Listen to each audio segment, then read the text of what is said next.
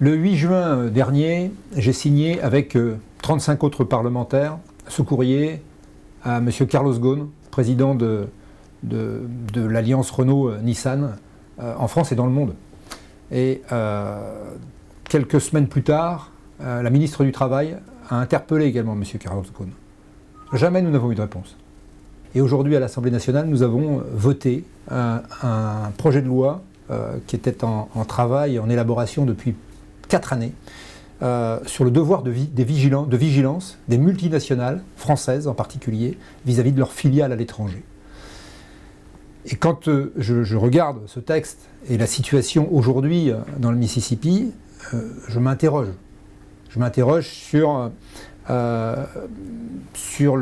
les propos déjà de Carlos Ghosn à l'Assemblée nationale au cours des derniers mois, puisqu'il a nié effectivement cette situation de l'usine de Canton.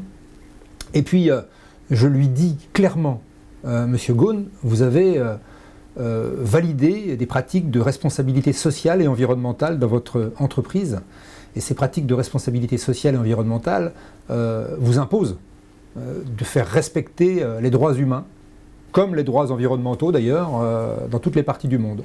Alors moi, j'ai été amené à travailler sur la RSE. Et souvent, quand on parle de devoir de vigilance des multinationales vis-à-vis de leurs filiales, on pense tout de suite aux pays en voie de développement. Et on pense au Bangladesh, on pense à l'Inde. Mais jamais on ne penserait aux États-Unis. Et à une situation comme celle-là, dans une usine